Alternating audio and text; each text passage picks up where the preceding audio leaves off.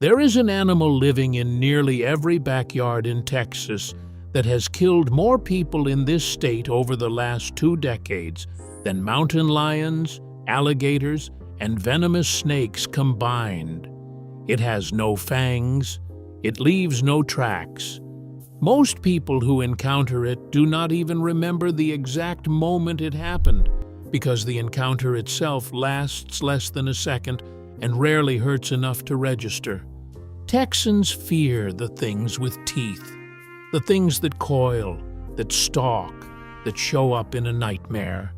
Meanwhile, the insect responsible for the deadliest disease outbreaks in the state's modern public health record spends its entire life doing something almost nobody in Texas thinks to be afraid of: landing quietly for a few seconds and then leaving. This is not a story about a rare predator hiding in some remote stretch of brush country.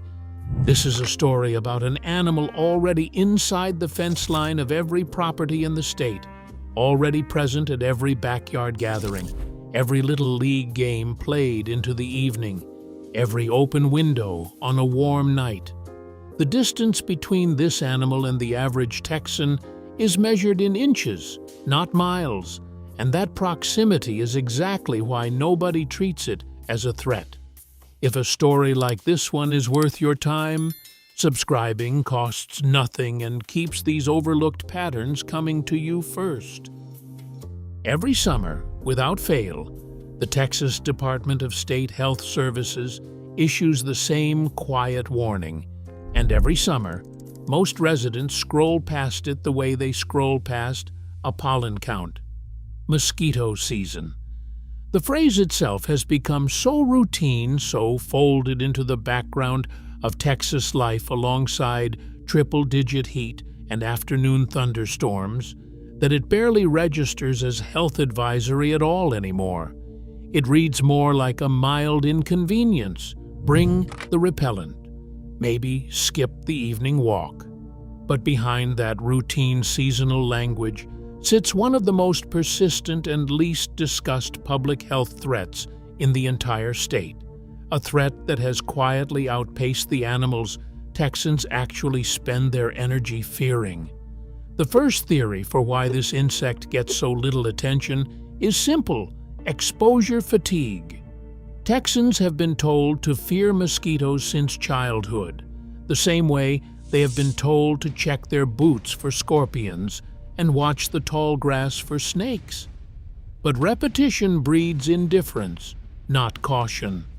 A warning repeated every single year for decades stops sounding like a warning and starts sounding like background noise, the wildlife equivalent of a car alarm nobody looks up for anymore. Parents hand a can of repellent to a kid heading out to play the same way they hand over sunscreen, a routine precaution rather than a response to a genuine and ongoing threat. And that framing gets passed down largely unquestioned from one generation to the next.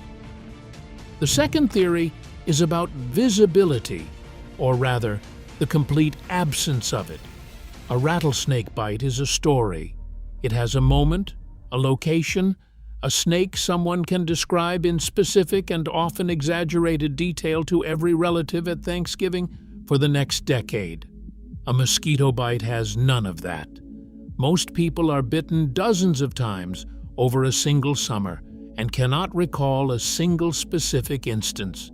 There is no story to tell, no moment to point to, which means there is no fear response attached to the animal at all, even when that animal is actively transmitting something dangerous in the process.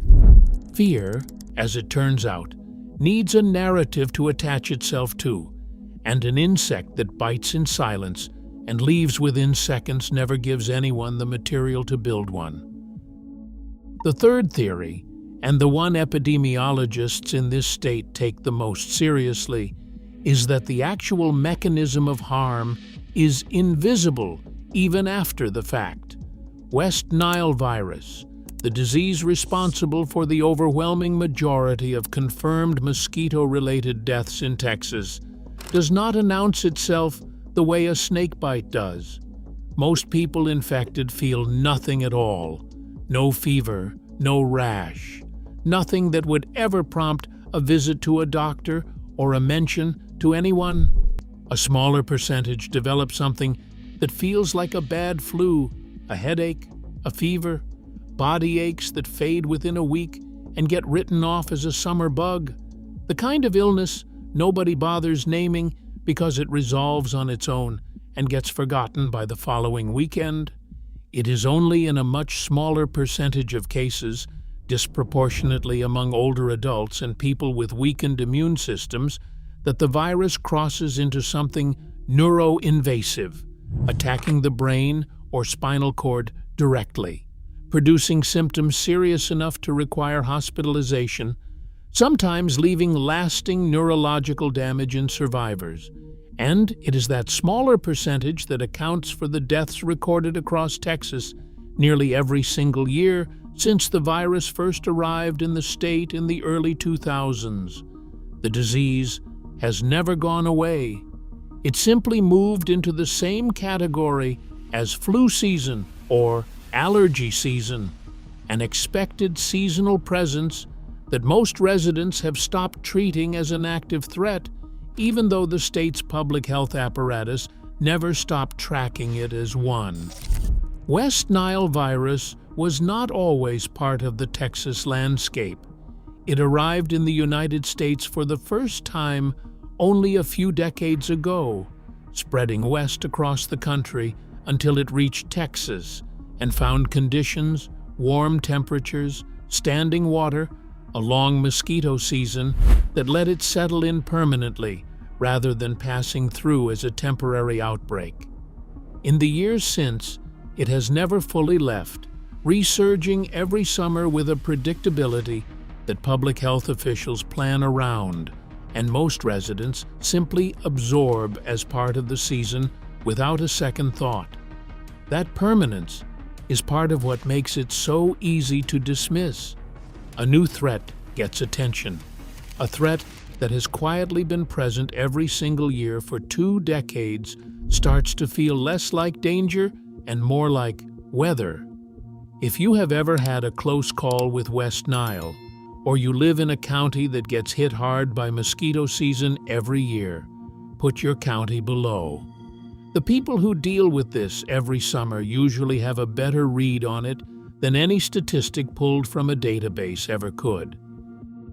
The species most responsible for carrying West Nile through Texas neighborhoods is a mosquito most residents would never think to distinguish from any other, active mainly at dusk and dawn, the exact hours families are outside grilling, walking dogs, or letting kids stay out just a few minutes past when the streetlights come on.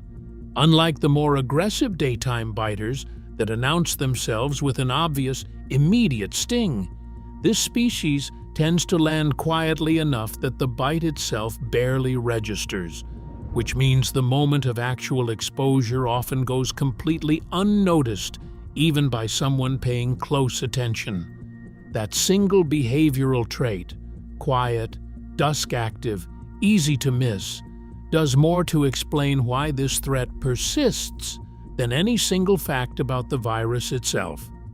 Dallas and Tarrant County have functioned as a persistent hot zone for West Nile activity for years, largely because of the specific mosquito species that thrives in the region's urban drainage systems, storm sewers, and the standing water that collects in neighborhoods after the same summer thunderstorms that make Texas feel briefly, misleadingly, less dangerous.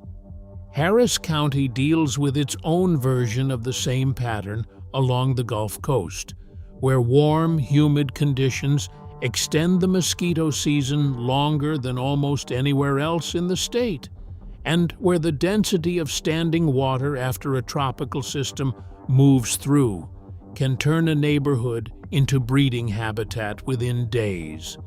Travis County and the hill country around Austin see their own seasonal spikes tied to creek beds and greenbelt corridors that hold water long after a storm has passed, terrain most residents associate with hiking and kayaking rather than disease surveillance. And in the border counties of the Rio Grande Valley, Cameron and Hidalgo specifically, public health officials have spent recent years tracking something even rarer and more unsettling: small clusters of locally acquired dengue, cases where nobody involved had traveled anywhere near a region where dengue is typically found, meaning the mosquitoes carrying it were already here, already biting, long before anyone realized transmission was happening on Texas soil at all. That distinction matters more than it sounds like it should. A travel-related case is a story about somewhere else. A locally acquired case is a story about the backyard. None of this requires an exotic species or an invasive newcomer to explain. The mosquitoes responsible for nearly all of this activity are common, ordinary, and already established in every region of the state, which is precisely what makes the entire situation so difficult to take seriously on a gut level. There is no unfamiliar silhouette to put on a warning sign, no distinctive markings for a park ranger to point out on a laminated card at a trailhead. Just the same small, quiet insect that has always been there, doing what it has always done, at a scale almost nobody bothers to track in their own head. The species behind most Texas West Nile transmission favors exactly the kind of overlooked, human-made water sources that exist on nearly every property in the state: a clogged gutter, a forgotten kiddie pool, a tire left in the yard, an unmaintained birdbath. None of it dramatic enough to photograph, all of it sufficient to sustain a breeding cycle for weeks at a time. The transmission cycle itself depends on an animal even less suspected than the mosquito, the common backyard bird. Mosquitoes pick up the virus from feeding on infected birds: cardinals, blue jays, mockingbirds, the same species filling Texas backyards and city parks without anyone giving them a second thought, and then carry it forward to the next animal or person they bite. That means the entire chain of transmission is built from pieces of scenery so ordinary that not one of them registers as a threat on its own: a bird at a feeder, standing water in a gutter, an insect landing for a few seconds at dusk. Every single link in that chain looks completely harmless in isolation, which is exactly what allows the full picture to stay invisible, even to people paying attention. Compare that to the fear economics of everything else in this state. A mountain lion sighting shuts down a trail and makes the local news. An alligator wandering into a suburban drainage ditch gets a camera crew and a wildlife removal team within hours. A rattlesnake found in a garage becomes a story told at the feed store for a month. All of that attention directed at animals whose actual confirmed death toll in Texas across any given year is a small fraction of what mosquito-borne illness quietly accounts for on its own. This is not a claim that those animals are harmless or that the fear surrounding them is manufactured out of nothing. Every one of them is genuinely capable of killing a person, and the caution Texans extend toward them is earned. But fear, it turns out, does not allocate itself according to actual risk. It allocates itself according to spectacle, according to which animal makes for a better story at the dinner table. And by that measure, an insect too small to photograph clearly and too common to ever feel remarkable will always lose the attention contest, no matter what the numbers actually say. The insect nobody bothers to photograph is the one actually doing the damage. And it is doing that damage in the most mundane setting imaginable: a backyard barbecue at dusk, a kid's soccer practice running late into the evening, a porch light left on a few minutes too long while someone finishes a conversation outside. None of those moments feel dangerous. None of them get remembered as anything other than an ordinary Texas evening. That is exactly the point. Nobody checks the yard for standing water the way they check the woodpile for a rattlesnake. Nobody scans the porch for movement the way they scan a hiking trail for a mountain lion. The threat here does not require entering wild country at all. It waits in the most domesticated, familiar spaces a Texan owns, the exact spaces built to feel safe. Public health departments across the state do not treat this casually, even if the public mostly does. Mosquito abatement programs, aerial spraying after major flooding events, standing water advisories issued every time a storm system moves through, all of it exists because the people responsible for tracking actual outcomes understand what the general public rarely stops to consider, that this is not background noise. It is the leading vector-borne threat in the state, year after year, quietly, without ever needing to look dangerous in order to be dangerous. Local health departments run mosquito surveillance traps throughout the summer, testing samples for West Nile activity before a single human case is even confirmed. An entire quiet infrastructure built around an insect most residents assume nobody is paying attention to at all. The gap between how seriously professionals treat this threat and how seriously the public treats it is in its own way, the same gap this entire story keeps circling back to. Every animal Texans fear earned that fear somewhere, through an attack, a story, a scar someone still shows off at a barbecue. The mosquito never had to earn anything. It simply kept doing what it does, at a scale too large and too invisible to generate the kind of fear that changes behavior, while every headline-grabbing predator in the state gets photographed, tracked, and talked about by comparison. That gap between what gets the attention and what actually accounts for the toll is the same gap this insect has been quietly living inside for as long as anyone in Texas can remember. It is not hiding in some remote stretch of brush country the way a mountain lion is. It is not coiled under a woodpile the way a rattlesnake is. It is simply present, everywhere, all summer, treated as scenery rather than risk. And that treatment is precisely what has let it operate undisturbed for as long as it has.